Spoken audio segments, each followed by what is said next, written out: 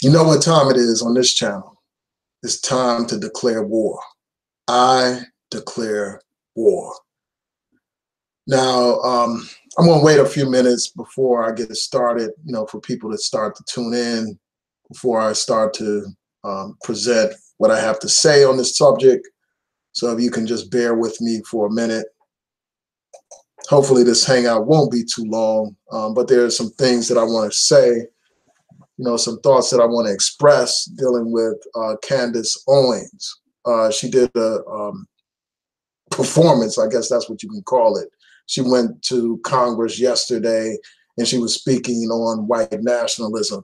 Shout out to Big Game. Thanks for tuning in. Also, I wanted to let you all know that on Sunday, I'm going to do a live stream on my New Possibilities channel. And it's probably going to be open. It's going to be an open live stream where we talk about a wide range of subjects. And I'm probably going to post the link so people that I'm familiar with can hop on the live stream and actually dialogue with me. And it's going to be an open mic type of session where we talk about random subjects. Earlier today, I put up a poll and I asked people what did they want to talk about. And basically people said that they wanted to have an open mic type of session. That was the majority vote. So that's what we're going to go with. So let me go right into the content of this video. Yesterday, Candace Owens appeared before Congress and she was talking about white nationalism. And what I wanted to do is just provide my response to what she had to say.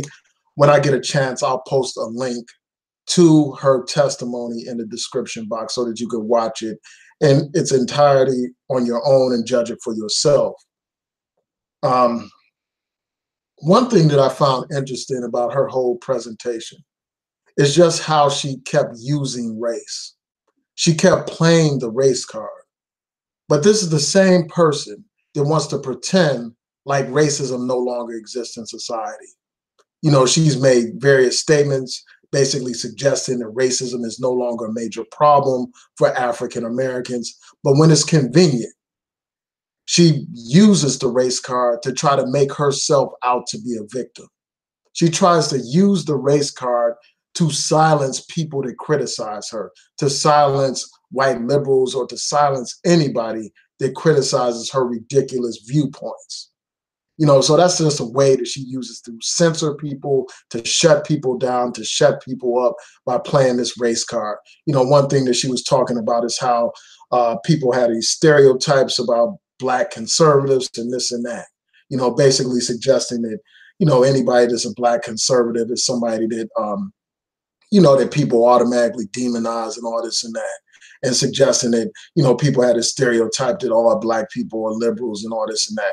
So this woman, throughout her testimony, she kept playing the race card, even though this is a woman who pretends like racism doesn't exist. Like when civil rights groups like Black Lives Matter speak out against police brutality and racial profiling, she downplays that issue. She downplays the issue of race when it comes to the collective.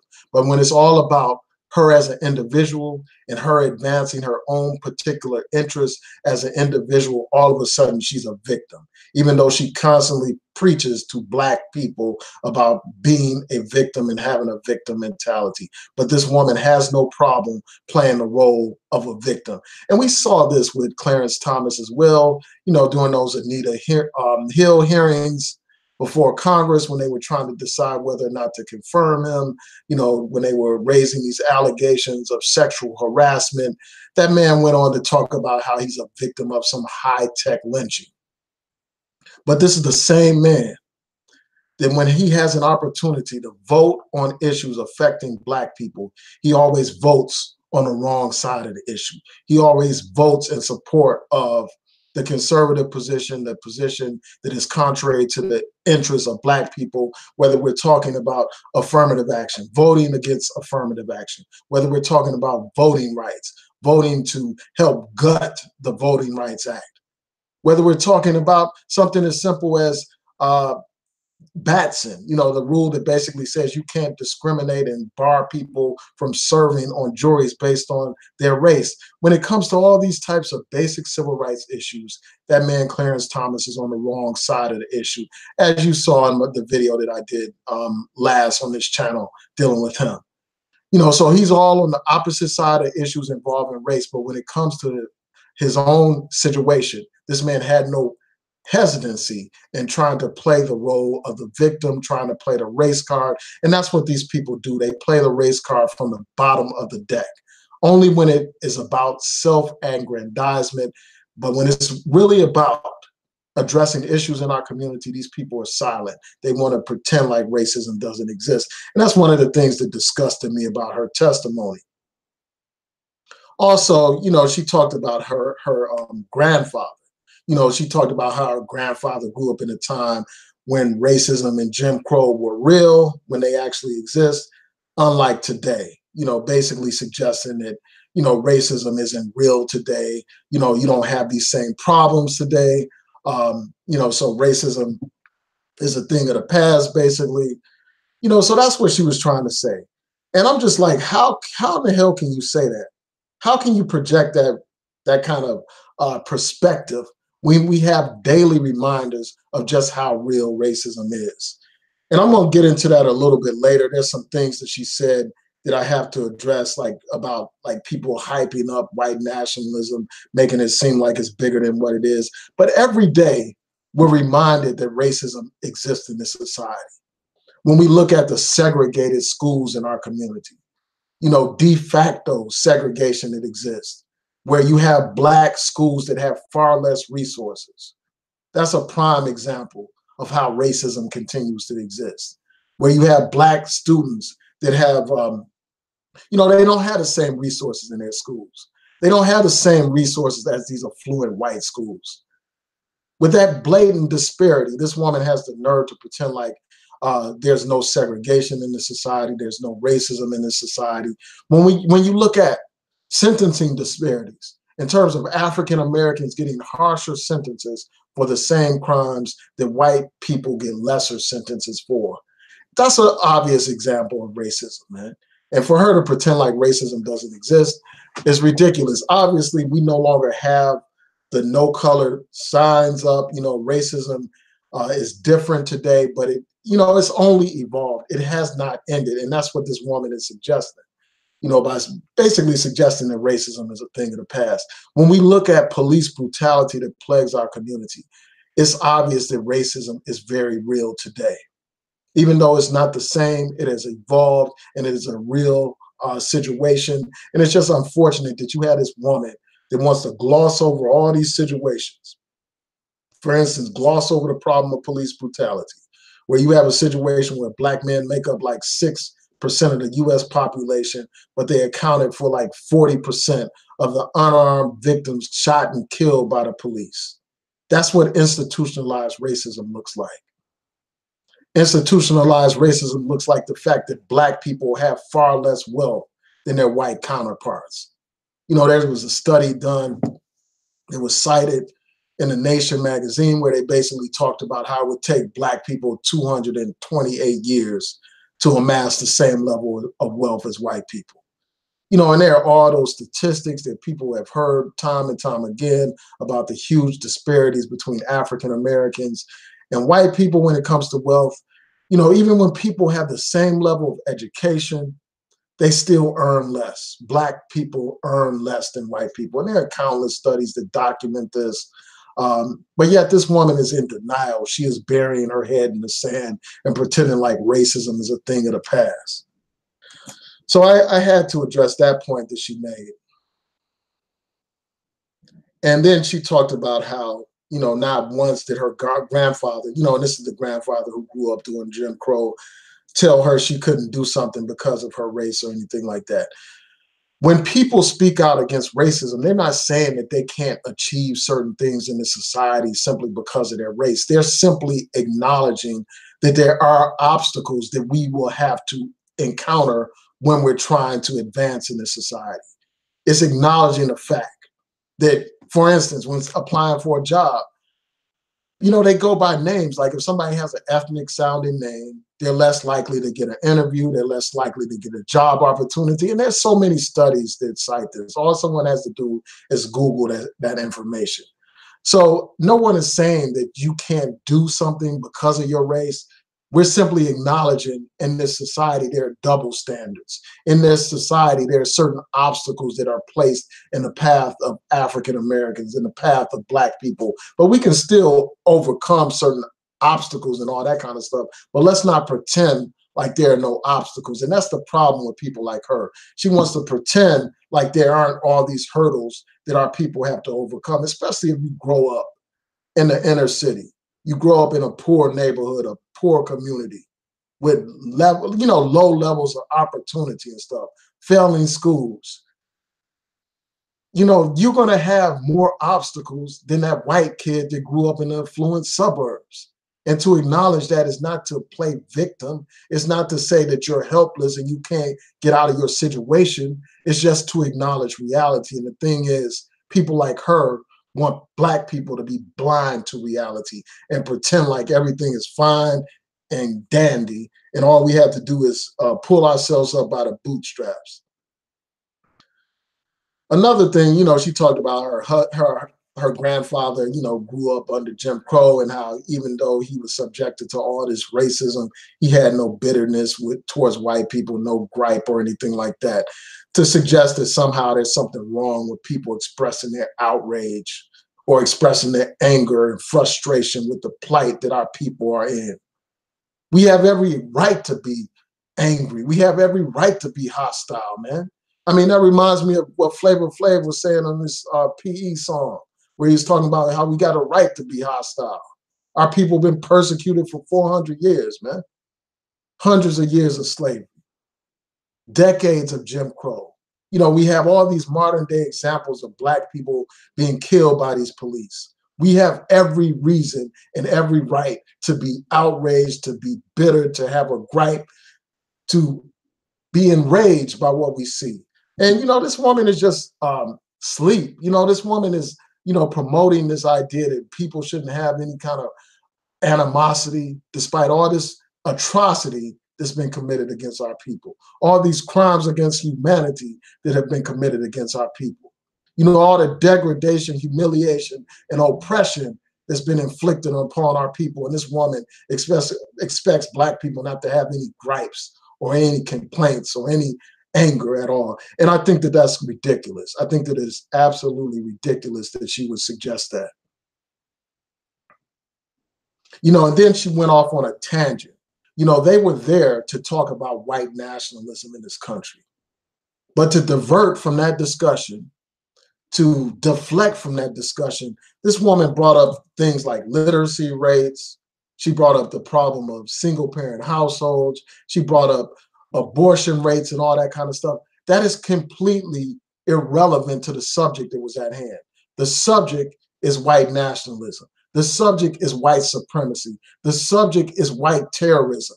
But yet this woman wants to change the subject by getting you wrapped up into a discussion about abortion and about literacy rates and about single-parent households when that's not even on the table for discussion. Are those issues important? Yes, they're important. But are they relevant to the subject at hand? Of course not. But yet this woman wanted to deflect and get people into a discussion about that nonsense instead of talking about the real issues at hand. So before I go on, I'm going to acknowledge the people in the chat. Shout out to Elaine Lloyd. Shout out to Big Game. Orenthal James, thanks for tuning in. Shout out to Chaz. Yeah, she is a true hypocrite, man. Here she is on one hand basically saying, well, Black people play the victim and Black people cry and complain about racism. But throughout this testimony, all this woman did was, make up these false allegations of racism, complain about race and play the race card and stuff, and play the role of the victim while she condemns Black people for doing the same, while she condemns Black people for speaking out in cases of real racism, cases of police brutality. This woman condemns, civil rights groups, even civil rights groups that helped her out. And I'm going to get to that in a minute. Yeah, I think you're right, Elaine Lloyd. So Elaine Lloyd says she knows that racism exists, but being a racism denier pays more than an activist. Yeah, I mean, it does. I mean, it's given her a nationwide platform to spew her nonsense. That's why Turning Point picked her up. You know, they picked her up and gave her a platform, gave her a voice, you know, gave her influence, gave her some fame and some notoriety because she's playing the role of the coon. She is playing the role of the mammy for white supremacy, and they love it. They love to hear the Negro repeat their talking points. They love to see a Negro serve as their mouthpiece because when it's coming from a Negro, when it's coming from one of these coons, they can deny allegations of racism. They can use these people as buffer Negroes. And that's what they've done to this woman. And that's why she has such a large platform. That's why she's getting all this notoriety. And I'm going to get to that in a second. Like, why would Congress even invite this woman to speak on this subject?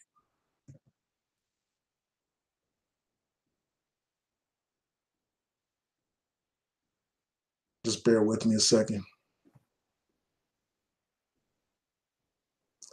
Yeah, so somebody said, so Phil Stevie said they have single parent households too. So what's up? Yeah, I mean, single parent households are a problem. Just, I mean, it's an issue. You know, it's a challenge raising children in a single parent household, and you have white families that have single parent households. You know, obviously, black families have more single parent households, and that's an issue. But that's a whole nother issue that needs to be addressed in a whole different forum. That congressional hearing was about white nationalism, white terrorism, white racism, white supremacy. A discussion about single parent households is completely irrelevant from that topic.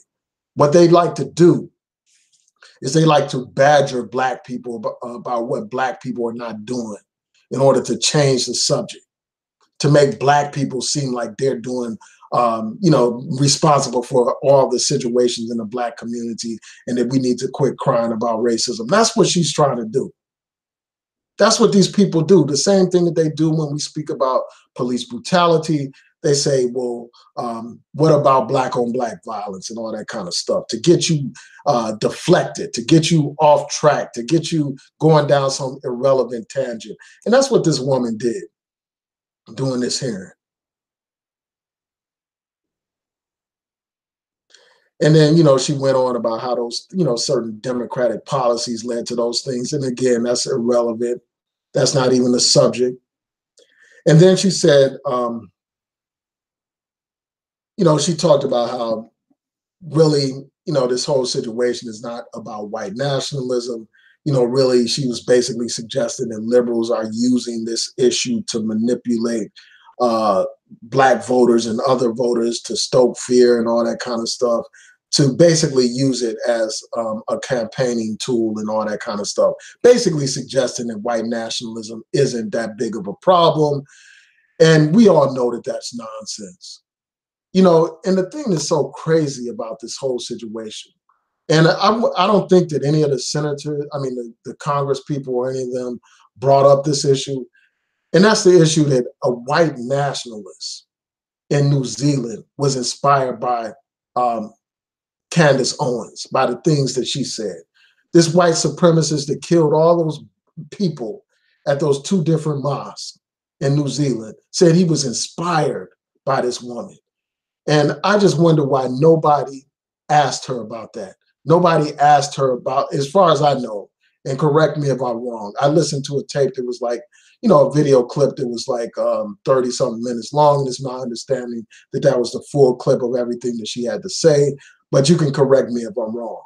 But this woman inspired a man who killed all those Muslims at those two mosques in New Zealand. And I don't think anybody asked her about that. And this woman had basically suggested that white nationalism is not a problem, you know, that it's some kind of figment of people's imagination. Were those killings that took place in New Zealand, even though that's a different country, were those a figment of somebody's imagination? Was that something that was hyped up when you had all those people killed? Was Dylan Roof walking into a church in Charleston, South Carolina, killing 9 people? Was that some kind of figment of our imagination? What about that white nationalist that was at a Kroger grocery store, and he shot and killed 2 innocent Black people. Was white nationalism in that instance, that white terrorism, was that some figment of our imagination? Or that man that traveled all the way to New York City to kill some random Black man? Was that too, some figment of our imagination? Or that man that was in the military who plotted to stage, terrorist attacks against Black people and against Democrats, against people that were against Donald Trump? Is that some figment of our imagination? You had all of these examples of white nationalists committing terrorism, but yet you had this woman pretending like white nationalism and the threat from white nationalism is some kind of figment of our imagination. Yet you have all these examples of these white terrorists trying to terrorize Black people and trying to terrorize the American people, period. You have reports from law enforcement agencies that basically establish the fact that these white nationalists pose a greater threat to the American people than foreign-based terrorist groups. But yet you have this simpleton, you have this mammy tap dancing, trying to pretend like white nationalism isn't a problem. And the reason why this woman does this is because she is a spokesperson for these white nationalists. She is an apologist for these people. She panders to these people. And that's why she made those ridiculous statements about Hitler, because she panders to these people. She talked about how Hitler would be fine if he only confined his actions to just improving Germany. That's what this woman said. And she wants to pretend like people are taking her statements out of context. No, she's pandering to these white nationalists. She panders to these white terrorists. And it is no coincidence that a white terrorist was inspired by her words. No coincidence at all. But yet this fool wants to pretend like white nationalism and white terrorism isn't a real problem. Talking about how it's, and then she was talking about how they're manipulating hate crime statistics and all that kind of stuff. She talked about how the goal is, just to gain control. Just ignoring all these examples, countless examples in America of white terrorism at the hands of these white nationalists. All these examples of hate crimes committed, not just against Black people, but you have hate crimes against, Sikhs and Muslims and all that kind of stuff. But this woman wants to pretend like white nationalism isn't some kind of problem in today's society. And one thing that really bothered me is this, man. During her testimony, she talked about how when she was in high school, she faced racist taunts and stuff like that, and racist threats. And she talked about how, how she was able to have that situation resolved. And she also talked about how she worked with the civil rights organization, the NAACP, and, and all that kind of stuff. And, basically saying how the case settled and all that kind of stuff. But while she was talking about this case, like, despite the fact that it was the NAACP that brought attention to her case, despite the fact that it was the NAACP that helped her get a settlement in her case, this woman proceeded to throw the NAACP under the bus, basically talking about how they exploited her and stuff like that. And this woman regularly criticizes civil rights organizations, attacks civil rights organizations, even though she went to a civil rights organization seeking help, seeking assistance with racism that she faced. And that brings me back to that point that she has made, like suggesting that racism doesn't exist. How are you going to say racism doesn't exist and all that kind of stuff when you had a complaint against your school dealing with racism? It's like this woman realizes that there's profit and money to be made in cooning and tap dancing. There's biscuits to be received for cooning and tap dancing and all that kind of stuff. So this woman is just ignoring her own past history, basically, of facing racism, dealing with racism, ignoring all the history that our people face today dealing with racism. to suggest that racism is not alive and well today. And it's just, you know, just an example of just how far people will go for fame, how far people will go for money. I mean, this woman is no different from Judas. You know, she has sold her soul for a few coins. That's what this woman has done. Pretending like racism doesn't exist when she had a complaint dealing with racism when she was in high school. Ridiculous. And this is not some older person. This is somebody in her 20s. So it wasn't that long ago when she brought these claims about, you know, racism against her high school. So I'm going to pause for a second and check in with y'all before I continue on.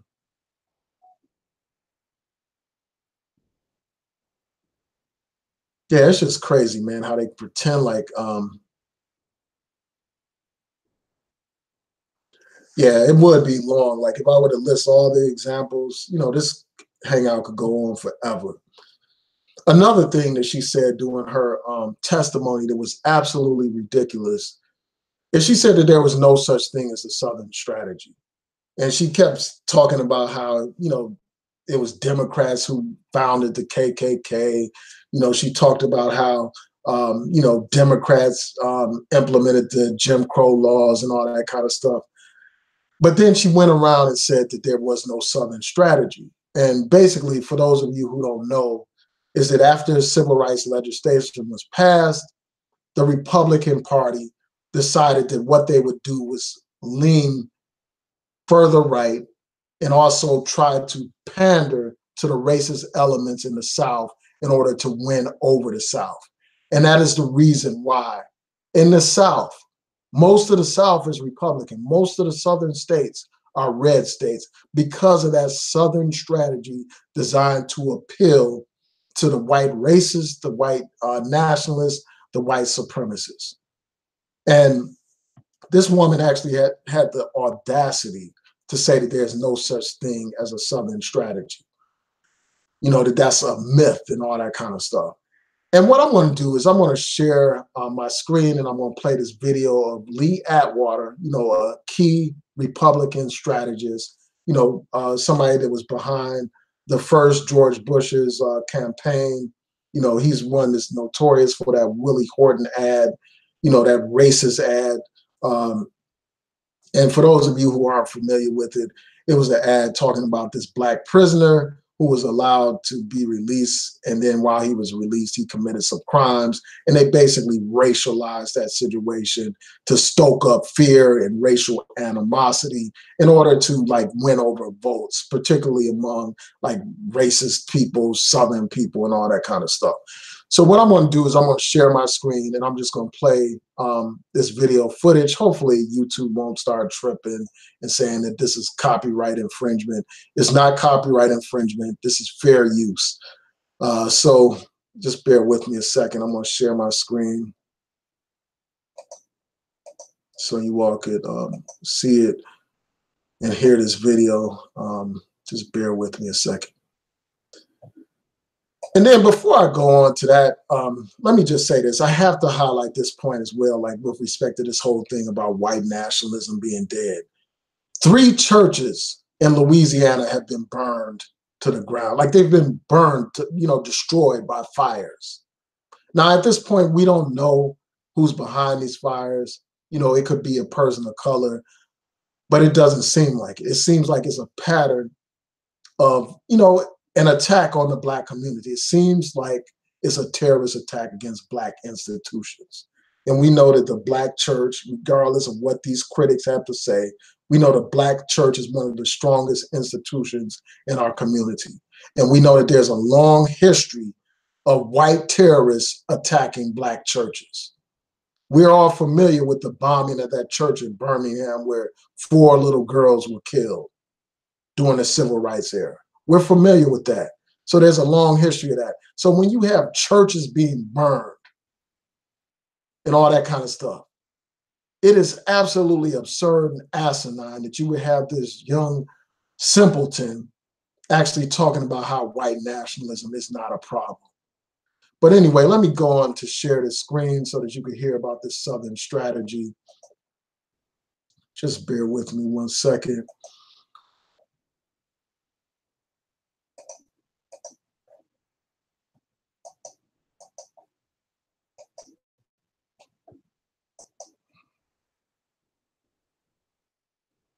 Okay, so I'm sharing it. Hopefully you all can hear. Let me turn up the volume. Um,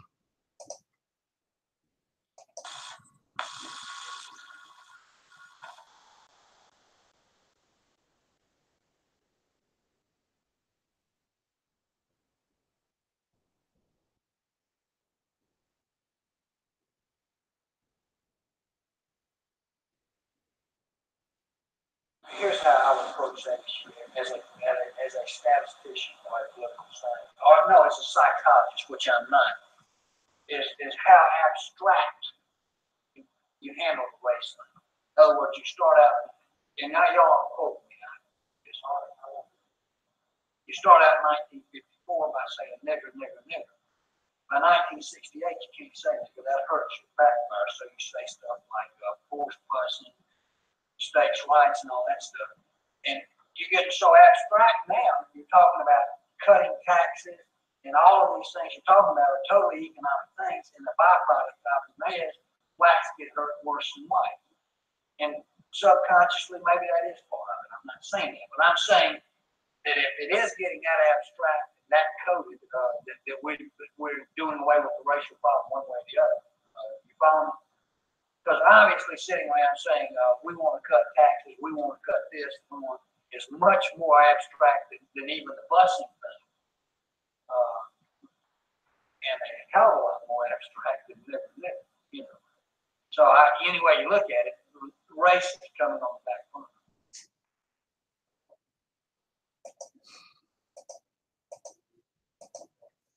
So there you have it. Like he's talking about how they, appeal to race using like subtle messaging and stuff like that. He talked about how like at first it was like all blatant. Their appeal to race was blatant. And then later on, it was more abstract and was basically designed to appeal to these racist people in the South. And again, it's no coincidence that most of the South is Republican. And you see that the Republican Party is the one that's openly hostile to the interests of Black people. They don't even pretend to care about Black interests. They are openly hostile to affirmative action. They're openly hostile to voting rights. They're the ones passing all these laws designed to suppress Black voters. All you have to do is look to North Carolina, how they had a law there that targeted, in the words of the court, the Black community with almost surgical precision, imposing voter ID requirements, knowing full well that those would have a greater impact on the Black community, have a disparate impact on the Black community, passing all kinds of laws reducing early voting, getting rid of same-day voter registration, and imposing other types of restrictions designed to suppress Black voters. Those were Republicans passing those laws. Republicans passing laws in places like Texas, voter ID laws, which the court determined to be discriminatory. So they had an open hostility towards voting rights, open hostility towards affirmative action, and other key civil rights issues that matter to our community. And that's part of the Southern strategy. The Democrats that these people complain about, talking about the Democrats had the Jim Crow policies, the Democrats were the KKK and all that kind of stuff. Well, those Democrats, those Dixiecrats became Republicans. People like a Strom Thurmond became a Republican. But that's the history that she wants to ignore. That's the history that she wants to pretend doesn't exist, when that's the reality of the situation. Again, it is not a coincidence that most of the South is Republican. She talks about, these racist groups being Democrats years ago, during Reconstruction, or, even leading up to the civil rights legislation being passed. She talks about that, but she doesn't want to talk about the alt-right that's a part of her Republican Party today. What about that? What about the fact that you got people like a David Duke that are a part of the Republican Party? You got people like that white supremacist Richard Spencer, a part of the Republican Party. In fact, most of those hate groups, hate mongers, racists are Donald Trump supporters. It's no coincidence that at that hate rally, you had these people, I'm sure some of them were wearing that Make America Great Again hat. It's no coincidence that when Donald Trump was elected, those white nationalists, those alt-right hate mongers, they celebrated Donald Trump's election in Washington, D.C. with their convention, where they were actually doing the Nazi salute. Your Republican Party has space for these people, has room for these white nationalists, has room for the KKK. The KKK endorsed Donald Trump. The alt-right endorsed Donald Trump. And that's why he panders to them. But yet you want to talk about Democrats, what happened with Democrats years ago before the Southern strategy, but you don't want to talk about what those Republicans are doing today, pandering to these hate mongers, pandering to these white supremacist groups. Just crazy, man. It's just absolutely crazy that you had this woman actually fix her mouth to say that there was no Southern strategy when you have it coming from the horse's mouth, when you have Lee Atwater telling you about how they planned the Southern strategy.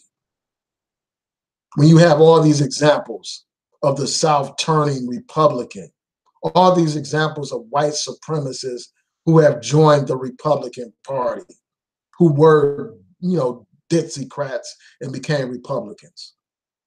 She wants to ignore all of that.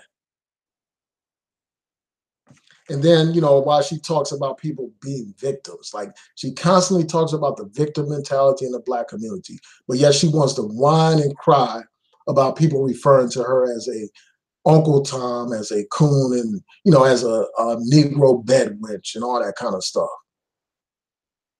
She wants to whine and cry about that, play the helpless victim. Well, she has earned those titles. Anytime you betray your community, you should be ostracized. Anytime you betray your community, you should be condemned. And that's what this woman has done. You got all these examples of police brutality. You got Eric Garner, you got Sam DuBose, you got Tamir Rice, you got Philando Castile. All these countless names of Black people killed by these pigs. And this woman has the audacity to condemn a group like Black Lives Matter for speaking out against that. But she has no words of condemnation towards those police that kill our people. No words at all.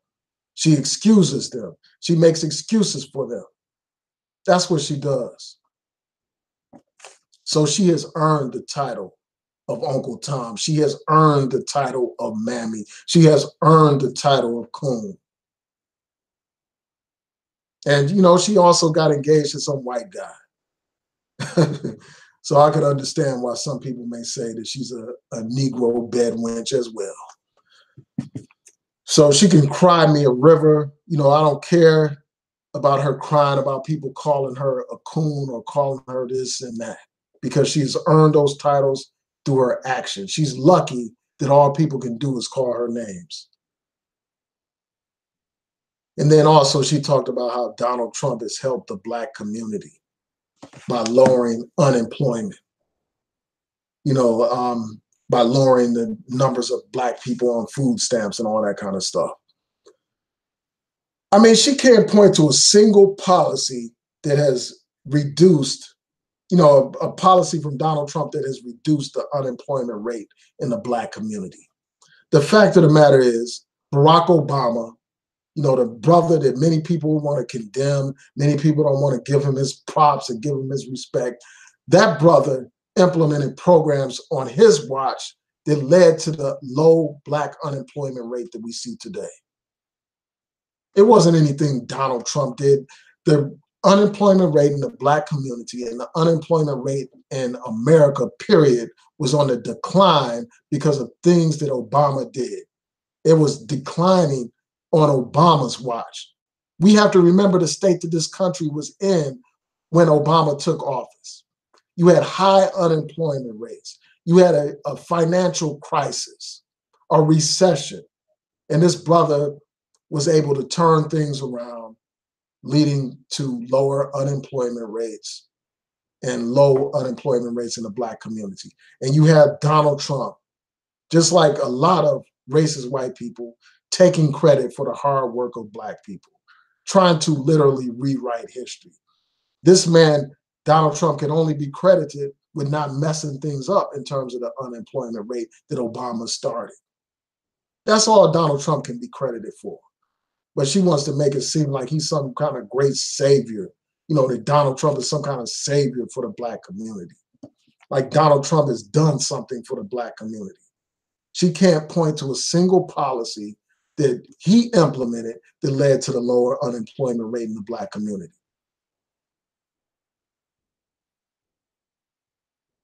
And, this whole thing, the fact that they would invite this buffoon, Candace Owens, to go before Congress just tells you the mind state of these Republicans. Here they are getting a woman that doesn't even know anything about, she can't even really speak on it in an informative type of way, the subject of white nationalism and racism and stuff like that. All she's doing is serving as a distraction, a deflection, some kind of way to just take things off course and have people talking about non-issues, as I mentioned earlier. Now, one thing that she said that was real troubling, is that she was talking about Donald Trump, basically suggesting that Donald Trump is trying to she actually had the nerve to say that Donald Trump is trying to bring the country together. She said that Donald Trump, spoke out against racism and hate, these white supremacists and all that kind of stuff. First of all, Donald Trump is not trying to bring the country together. This man is the most divisive president that we've had in a long time. This man has divided people along religious lines, imposing that ridiculous, unconstitutional, despicable travel ban, basically trying to ban Muslims from traveling to America. How can a president that does something like that be labeled as a uniter? How can a man who demonizes immigrants, scapegoats immigrants and blames them for everything, be labeled as some kind of uniter? How can a man that referred to Mexicans as, criminals and all that kind of rapists and all that, how can that person be considered to be a uniter under any definition? How can a man who separates children from their families be a uniter? How can a man that makes despicable comments, referring to Black protesters as sons of bitches, how can somebody like that seriously be considered to be a uniter of people? How can that be? How can a man who basically defended those white supremacists in Charlottesville be considered to be some kind of uniter? Talking about there were they're fine people. Some of those races were fine people. How can such a person be a uniter? How can somebody that's trying to get rid of affirmative action, somebody that had a sham voter fraud commission, how could they be considered to be a uniter of people? How can somebody that makes despicable comments about women be a uniter of people? How can a person that makes mockery of disabled people be considered to be some kind of uniter of people? I don't think that this woman even believes her own bullshit. She can't believe this nonsense. She cannot believe that Donald Trump is a uniter of people when this man speaks in vulgarities all the time, insults people constantly, badgers people constantly, gets on Twitter and acts like a damn juvenile. You can't seriously believe that this man is some kind of uniter of the American people. He is not trying to unite the American people. This man is dividing the American people. So this woman is out of her mind, or completely delusional, or just making stuff up to make people feel good. to make those white supremacists feel good. She said that he condemned white supremacy. How can you say he condemned white supremacy when it took him days to finally respond to that situation in Charlottesville? How can you say that? And then when he did respond, he talked about how there are fine people on both sides. How can you say that this man spoke out against white supremacy under those circumstances?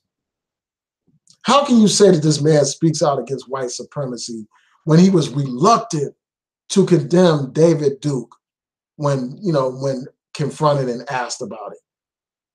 Reluctant to do so. How can you say this man has condemned white supremacy? Now, he made some little statements to cover himself, to make it seem like he had something to say about white supremacy, but this man panders to white supremacists. His whole Make America Great Again campaign is about making America white again. This whole anti-immigrant nonsense is about keeping America a majority white country. That's what it's about. And that's the reason why that message resonates with these white supremacists. But yet you had this idiot talk about how Donald Trump has condemned white supremacy. How can he condemn white supremacy when he had a damn white supremacist as his chief political advisor? When he has Steve Bannon in the White House, a man is a part of an alt-right publication. How can you say that he condemns white nationalism when, he had white nationalists working for him? People have been exposed. If I recall correctly, one of his speechwriters was some white supremacist, and that person had to go after that was revealed. So let me see if there are any other points. I mean, this is just crazy, man. It is absolutely crazy that Congress would invite this fool to speak before them. And again, it speaks to something when it comes to these Republicans, because they were the ones that decided to have her speak at that hearing. You had these Republicans asking her all these softball questions and stuff. Absolutely ridiculous, man. So anyway, let me see what you all are saying before I sign out. I want to thank each and every one of you for tuning in. Also, I want to remind you, if you are in Baltimore, Maryland, I want you to come out to my art show. It will be June 8th. That's a Saturday at 5 o'clock. It's going to be at the Montego Bar and Grill. That's at 1818 North Charles Street in Baltimore, Maryland. So if you're in Baltimore, come check it out. My art will be for sale. So I hope you all can support that effort. If you're in Baltimore, I would truly appreciate it. Yeah, so let me see what folks are saying before I sign out. Again, I want to thank you all for tuning in. Yeah, so someone pointed out how she switched from not supporting Donald Trump to all of a sudden being some apologist for him and supporting him and all that kind of stuff. Yeah, I mean, there's another YouTuber, this conservative YouTuber. I think her name is something Tree. I can't remember her full name. I'm not going to guess on it. But there's another conservative YouTuber who's basically pointed this out, how this woman is basically a fraud. This woman is just saying what will get her paid, what will get her attention, what will get her press time. This woman, I mean, she's a typical attention whore, basically. People that are looking for attention. And unfortunately, I'm giving her attention by doing this video right now. But anyway, let's see. Yeah, so that's another example. Like, from what I understand, she was condemning Donald Trump before, and now she's riding his nuts. Just to be blunt, man.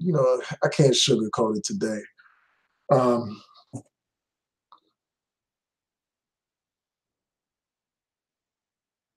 So let's see.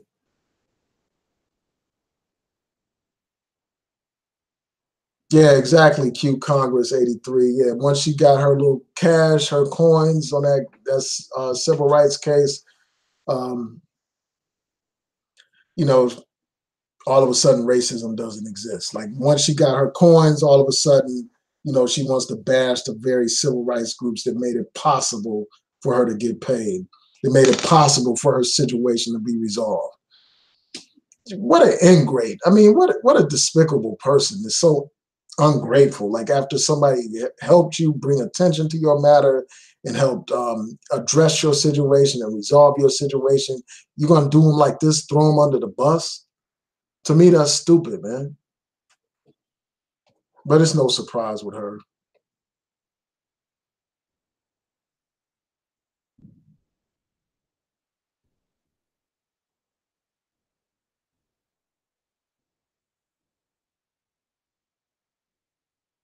Just bear with me. I'm just reading the comments.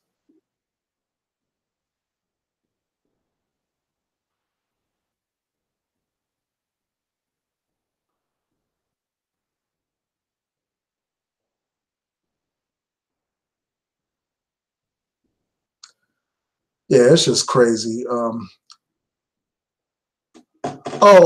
Royal, I see your yeah, I sent you the email basically saying what the price was. Yeah, I just needed confirmation that you wanted me to go ahead and do that. So if you can just send me an email saying that that's fine, then I'll get that'll be the next piece that I do. I just finished a piece recently. So yeah, if you want me to do that piece, yeah, I didn't realize that you wanted me to go ahead with it because you asked about the price. Maybe I missed your email. But yeah, if you just send me a reply email just saying, yeah, I want you to do it, then I'll get started on it. That'll be the next piece I do. And what I'm going to do is I'm going to show y'all one piece that I recently did real quick, and then I'll get back to your comments. Just hold on one second.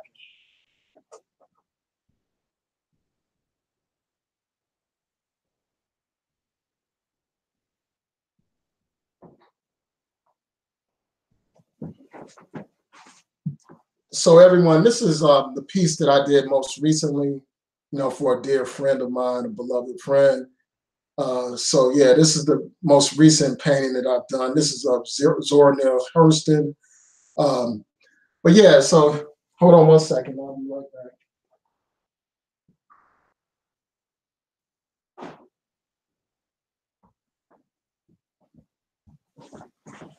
Yeah, so I'm glad you came by, True Royal, to remind me about that. Yeah, just send me an email just saying, yes, go ahead with it, and I'll get started. That'll be the next piece that I do.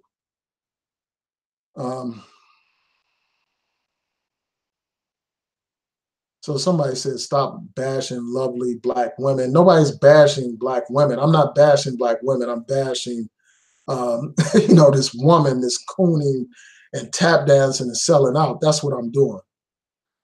There's a difference. I'm not condemning all Black women or anything like that. I'm talking about this one particular Black woman who's cooning it up, who's serving the role of mammy for her white daddy. That's what I'm talking about right now.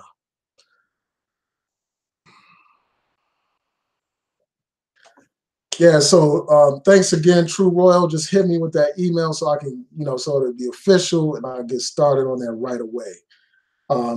It doesn't take long, like I could do it. But the thing I got to figure out is the shipping thing since it's since it's a canvas, but I'll work it out. So it'll be the price plus the shipping and handling. And I'll find that out this weekend and get back to you. So email me. My email address again is newpossibilitiesblog@yahoo.com.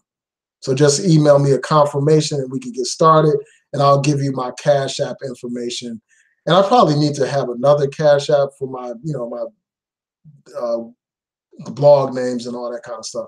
But yeah, I'll get that information to you, and I appreciate your support, True Royal.